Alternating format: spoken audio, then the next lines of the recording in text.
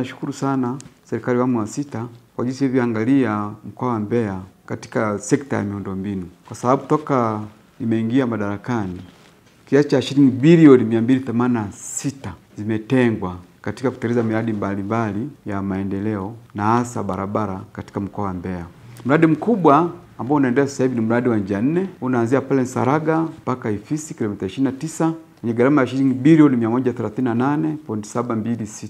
Mradi unaendelea vizuri chini ya mkandarasi Chiko kutoka China. Tumeshamlipa sasa hivi kama bilioni 24 na kazi inaendelea.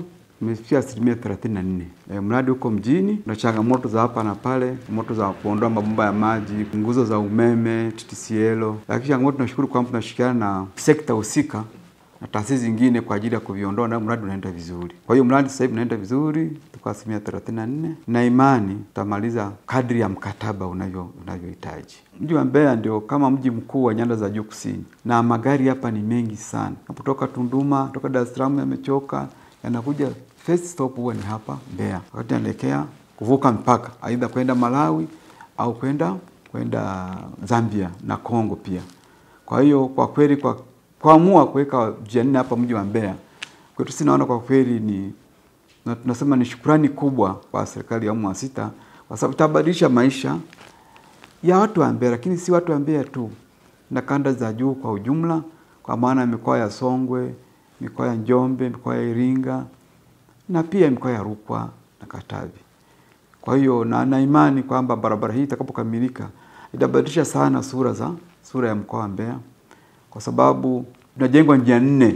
Yaani upande wa kushoto kuna magari mawili, upande wa kulia magari mawili, na katikati tunaacha Greenland.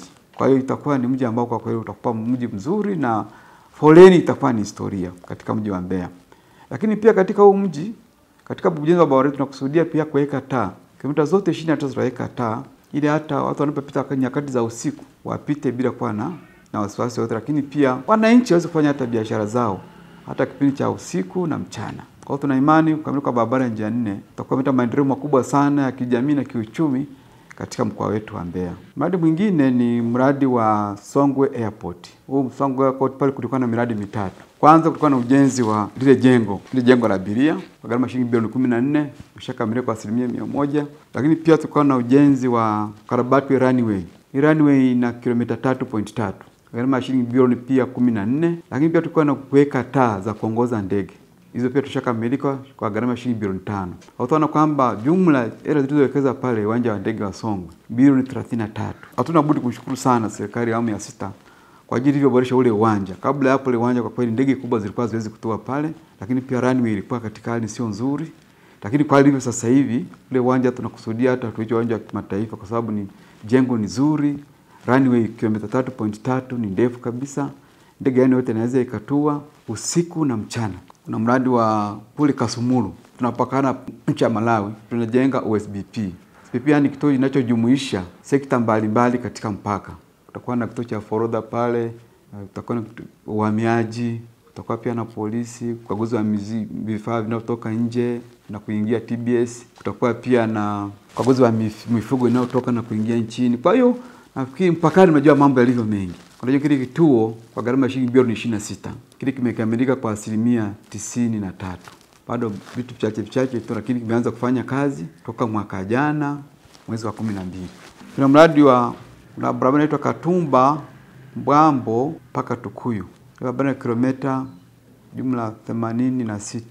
Sasa kuna loti mbili zinaendelea pale, na Katumba Mbwambo, Katumba Rupaso kilomita 35.3 kwa gharama ya shilingi bilioni 54.088. Pia hapo kuna loti nyingine na inaanza pale Mbaka Bridge mpaka Kibanje kilomita 20.7 kwa gharama ya shilingi bilioni 32.041. Kwa ujumla kabisa pale takriban shilingi bilioni 86 imetumika pale kwa ajili ya barabara Katumba Mbwambo mpaka Tukuyu. Wananchi wa kule wanaona kazi zinazoendelea.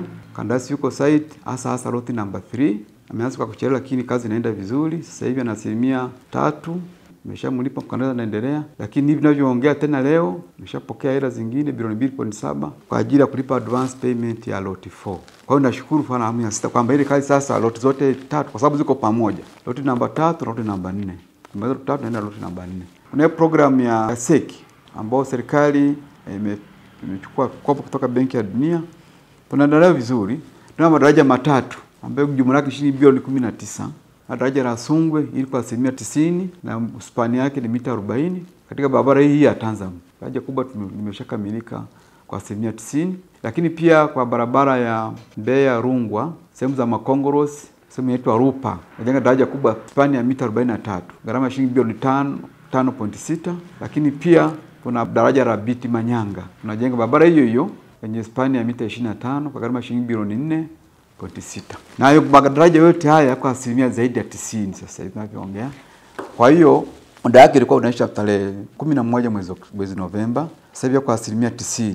Madaraja kama daraja lishakamilika. Sasa hivi tunaweza paki ni kuweka njia za kuingia daraja tunaita approach roads. Hizi ilikuwa ni reflection ya ile mvua iliyonyesha ya El Nino mwaka 2023-24 ambayo iliathiri sana miundombinu yetu na hasa madaraja. Kwa serikali kaja na modality kwamba badala ya kujenga embankment na nini, jenga kitu ambacho ni cha kudumu. Kwa sababu kama unakumbuka kipindi kile madaraja ndio yaathirika sana. Na mara nyingi kwenye barabara zetu madaraja yanapoathirika kero inakuwa kubwa sana kwa wananchi na wasafirishaji. Kwa serikali naishukuru kwa kuona kwamba tutengeneze madaraja au tujenge madaraja ambayo kimsingi huwa ndio kero kubwa, hasa mvua zinapokuwa zinanyesha zikiozoa au zikiondoa madaraja inaleta usumbufu mkubwa kwa wasafiri na wananchi kwa ujumla.